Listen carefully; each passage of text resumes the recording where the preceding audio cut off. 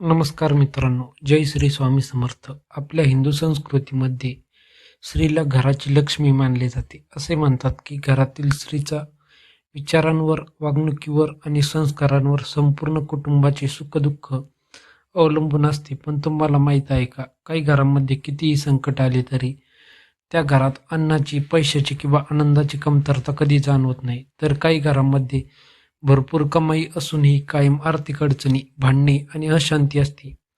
यामागे एक प्राचीन समज आहे. घरातील स्त्रीमध्ये जर हे 4 गुण असतील, तर त्या घरात माता लक्ष्मीचा आशीर्वाद कायम राहतो, अशी श्रद्धा अनेक धार्मिक ग्रंथ, परंपरा आणि संतांचे विचार सांगतात. आजच्या या व्हिडिओमध्ये आपण या 4 गुणांविषयी सविस्तर जाणून घेणार आहोत. हा व्हिडिओ शेवटपर्यंत नक्की पहा, कारण 4था गुण असा आहे जो प्रत्येक घरात असणे अत्यंत आवश्यक मानला जातो. स्त्रीला लक्ष्मीचे स्वरूप का मानले जाते? भारतीय संस्कृतीमध्ये स्त्रीला फक्त पत्नी किंवा आई म्हणून पाहिले जात नाही, तर तिला शक्ती, करुणा आणि समृद्धीचे रूप मानले जाते. माता लक्ष्मी धन देते, माता सरस्वती ज्ञान देते आणि माता पार्वती कुटुंबाला शक्ती आणि स्थैर्य देते. असं मानले जाते की या तिन्ही देवतांचे काही गुण प्रत्येक स्त्रीमध्ये असतात. म्हणूनच स्त्री आनंदी असेल तर घर आनंदी राहते, स्त्री समाधानी असेल तर घरात समाधान राहते. पहिला गुण समाधान आणि कृतज्ञता. पहिला गुण आहे समाधानी स्वभाव.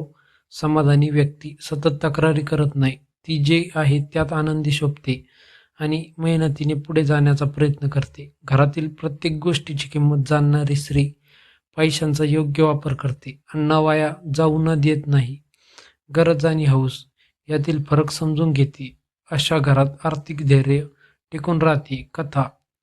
एक गरीब कुटुंब होते. त्यांच्याकडे फारसे काही नव्हते, पण घरातील आई रोज देवाचे आभार मानायची. ती मुलांना सांगायची, जे आहे त्याबद्दल आनंदी राहा. काही वर्षांनी त्याच कुटुंबांनी मेहनतीने मोठे यश मिळवले. गावातील लोक म्हणायचे, या घरावर देवाची कृपा आहे. दुसरा गुण प्रेमाने बोलण्याची सवय. दुसरा गुण मधुर वाणी, गोड बोलणारी व्यक्ती राग शांत करू शकते, घरातील वातावरण आनंदी ठेवू शकते. कडू शब्द घरातील सुख नष्ट करतात, तर प्रेमळ शब्द नाती मजबूत करतात. अनेक संतांनी सांगितले आहे, गोड बोलणे ही सर्वात मोठी पूजा आहे. तिसरा गुण स्वच्छता. स्वच्छता ही केवळ शरीराची नसते, ती मनाची, घराचीही असते. अनेक पारंपरिक समजुतीमध्ये घर स्वच्छ ठेवण्यावर भर दिला जातो. स्वच्छ घर, व्यवस्थित घर आणि प्रसन्न वातावरण यामुळे घरात सकारात्मकता वाढते. उदाहरण, सकाळी घर झाडणे, देवघर स्वच्छ ठेवणे, स्वयंपाकघर नीट ठेवणे. या सवयी केवळ धार्मिक नसून आरोग्यासाठी आणि शिस्तींसाठीही चांगल्या मानल्या जातात. चौथा गुण दया आणि सेवा. हा सर्वात महत्त्वाचा गुण आहे. दया, करुणा आणि सेवा. ज्या घरात गरिबांना मदत केली जाते, भुकेल्याला अन्न दिले जाते, वृद्धांचा आदर केला जातो, जिथे सकारात्मक वातावरण निर्माण होते. अनेक धार्मिक परंपरांमध्ये दान आणि सेवेचे मोठे महत्त्व सांगितले आहे. भाग लक्ष्मी प्रिय असलेल्या काही सवयी. सकाळी लवकर उठणे, देवाचे स्मरण करणे, अन्नाचा आदर करणे, घरात भांडणे टाळणे, ज्येष्ठांचा आदर करणे, अतिथीचे स्वागत करणे.